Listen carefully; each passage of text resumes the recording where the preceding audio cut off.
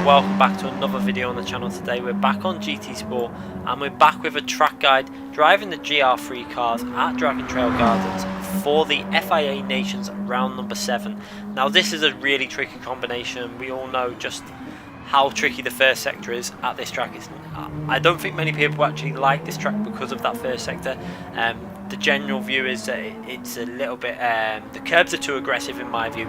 If they're going to allow people to cut the corners the way they do, I think the curbs shouldn't be as aggressive. The other way round is, I think they just should really make the limits a lot stricter on that area of the track where you bounce over the curves, because it is a lottery whether you get away with it or if it flings you off into the wall. But I'm going to try and give you as much help as I can. I only did 7 laps. I jumped on in the Evolution, did 7 laps. I don't like the track, so I just wanted to get an okay lap in just to do a track guide. So there is a lot more potential with this lap. I think I could get down maybe to a 29.7 or 8. I think that would be my limit for this track because I don't really like the track. I don't enjoy it. But I may do the race still. I don't know. It's a possibility I might do it, and we'll see how I feel. I'm not sure if I will yet, but we're going to go into the track guide, try and point out some braking zones and stuff, and go through and just try and help you out as much as I can. And I'm going to point out what I'm talking about with the curves and how you really have to attack them for qualifying in the Nations Online qualifying, because if you don't do it, you're going to lose so many places because you lose a lot of time. So starting the lap, obviously, do that wide entry, use as much of the track as possible to straighten up your line on the straight, and then coming into the first turn, I like to turn in fairly early on this corner. You'll see there, I chuck it in quite early, and just a very small amount of braking pressure just to help the front end turn in. You'll see there just a little bit of braking down into 4th gear, and I aim to try and stay as close to the curb and on the curb as much as possible. You'll see there now, hitting that left hand tyre onto the curb and just try and stay there as much as possible. And then once you feel the grips there, you can really put the accelerator down. And I short shift into 5th gear just to avoid running too far wide. And then you're looking for the 100 ball, brake just past that with this car. This car's got such strong brakes, you can brake a little bit past it. Down into 3rd gear and really attack this first part of this chicane. You see there, use some of the curb on the left hand side, but you want to aim to get the car over to the left hand side as much as possible. You'll see really biting into the left there, chucking it in so that you can then swing it into this right hand side. A little touch of brake at this point to aim for that red bit of curb, and look at that, straight in the middle of the curb. That is how you have to do this if you want to get the most out of this corner.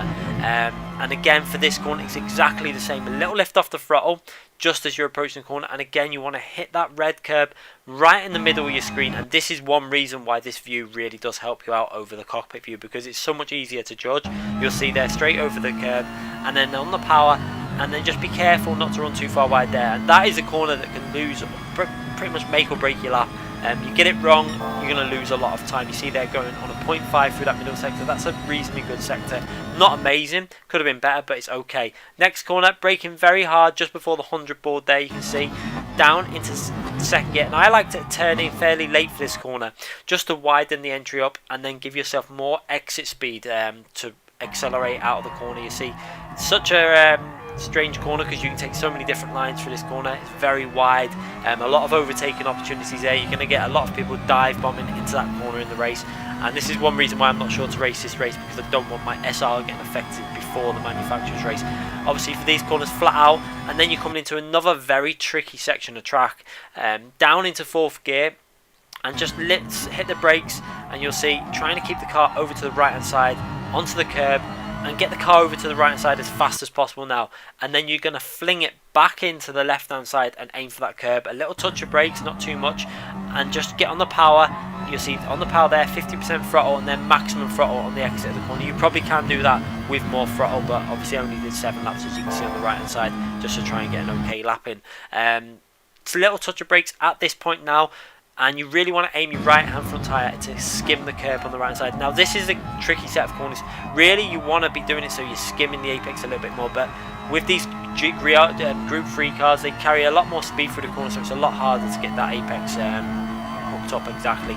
You can see I actually opted for taking more speed around the corner, and just be careful not to run too far wide there. You can lose time doing that. Now working our way into the final corner, and again another very tricky corner to get absolutely perfect.